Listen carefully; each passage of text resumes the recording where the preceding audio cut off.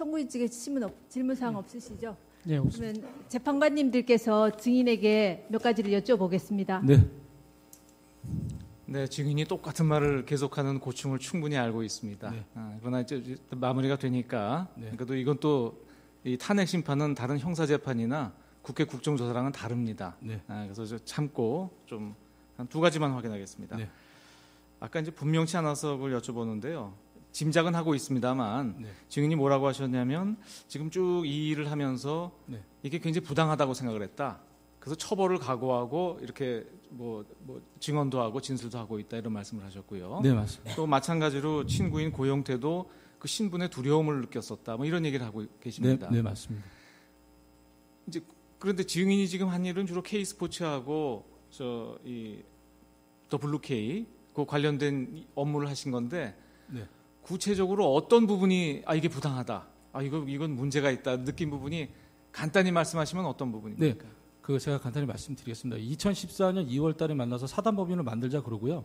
제가 사단법인에 제가 골격을 만들었더니 최순실이 2건의 문건을 갖고 왔습니다. 그게 이제 김종한테 전달받았다고 갖고 왔습니다. 그러니까 하나의 문건은 그 분당 올림픽 스포츠센터, 그다음 하나 문건은 일산 올림픽 스포츠센터였습니다. 그래서 사단법인이 다 완성이 되면 사단법인에서 육성할 체육인재들이 두 곳 중에 하나를 택하게 되면 거기를 사용하게끔 하고 또 그 스포츠 센터도 운영할 수 있게끔 그렇게 만들어준다고 했습니다. 제가 그래서 그게 2014년 얘기죠? 네, 2014년 3월입니다. 그걸 이제 3월달에 이제 제가 골격을 만들면서 이제 그 부분을 접했고요. 그래서 제가 이거는 정말 부당한 일이구나라고 생각을 했습니다. 그래서 그 부분하고 그 다음에 2015년 8월달 이제 독일 넘어가서 회사도 설립이 안 됐는데 삼성에서 계약을 서두른 점. 그 다음에 삼성하고 계약이 한국에서 벌써 구두로 합의된 점, 이런 부분들이 저는 부당하다고 생각했습니다. 그래서 또한 삼성이 그 훗날에 돈을 지급하면서도 불구하고 어떠한 관여를 안 했다는 점하고요. 당시에 선수 선발권도 다 최순실이 갖고 있었다는 거. 또한 결과적으로 봤을 때에는 정유라만 모든 걸 다 지원받았잖아요. 예, 그런 점. 그 다음에 2016년에 들어와서 제가 1월달에 이제 K스포츠에 와서 또 최순실이 재단을 장악했던 점.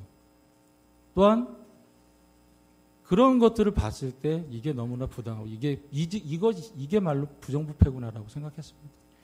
이 관련돼서 지금 유상영 씨, 김수현 씨가 자꾸 등장을 합니다. 근데 이 두 분은 그 블루K나 WK나 K스포츠하고 관련된 분들은 아니거든요.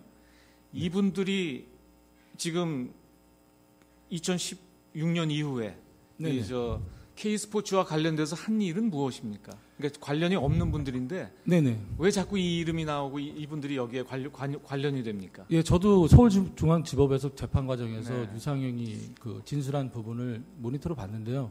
저는 왜 저 친구가 저렇게 진술했을까라고 생각을 하고요. 그 다음에 제가 그때 당시 이경재 변호사한테 그랬습니다. 지금 현재도 최순실과 유상영은 사장과 종업원의 관계다. 그러니 얼마든지 좋은 말을 해줄 수 있는 거 아니냐. 그렇게 얘기를 했습니다. 그리고 저는 고용태로부터 한참 후에 그 유상영이 WK에서 일한다는 걸 알았습니다.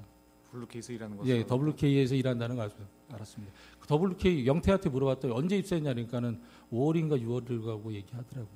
그때부터 2016년 5월인가 6월부터 WK에서 같이 일하게 됐다. 그러니까 그 최순실이 갖고 있었던 강원도 토지개발 때문에 초지개발 문제로. 네네네네. 김수현은요? 김수현은 저한테 그 명절이 끝나고 저를 찾아왔습니다. 저랑 통화를 했었거든요. 그러니까 김수현이 그러더라고요. 형, 제가 최순실 그 소장님 찾아갔어요. 제가 이만저만해서 좀 같이 좀 일할 수 있게끔 해달라고 부탁드렸습니다. 그래서 그때서부터 그 최순실하고 같이 다시 일하는 걸로 알고 있었습니다. 채용까지 된 것은 아니고?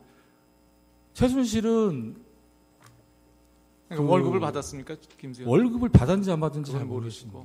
예. 두 가지만 더 묻겠습니다. 김수현이 지금 여러 가지 오늘도 녹취록 보셨습니다만 네네. 여러 대화 내용을 녹음을 쭉 해놨거든요. 네네. 그렇게 왜 녹음해놓은 이유를 혹시 아십니까? 그건 잘 모르겠습니다. 그 다른 친구 김수현이랑 같이 생활하는 같은 방에서 같이 숙소에 있는 친구한테 물어보니까 자동 어플을 깔아냈답니다. 자동 어플. 예, 통화를 하면 자동적으로 그 녹음이 되는 어플을 그 설치해놔서 그래서 녹음이 2,200여 개가 됐다 이렇게 얘기를 하더라고요. 마지막으로 이것만 우문이 될 것 같습니다만 확인해보는데 네. 최소원 씨는 우리 심판정에서 뭐라고 증언하시냐면요. 네.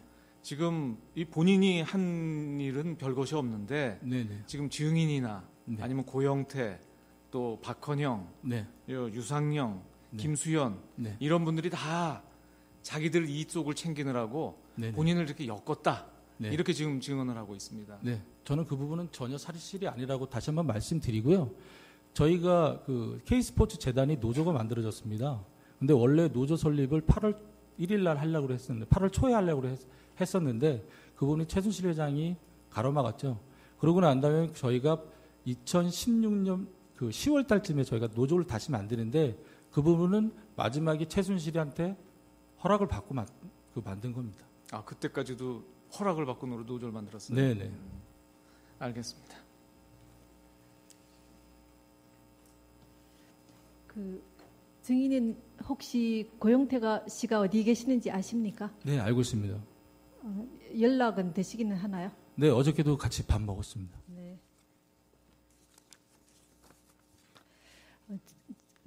노승일 증인에 대한 신문은 이것으로 모두 마치도록 하겠습니다. 증인 수고 많이 하셨습니다. 네. 가셔도 좋습니다. 네, 감사합니다.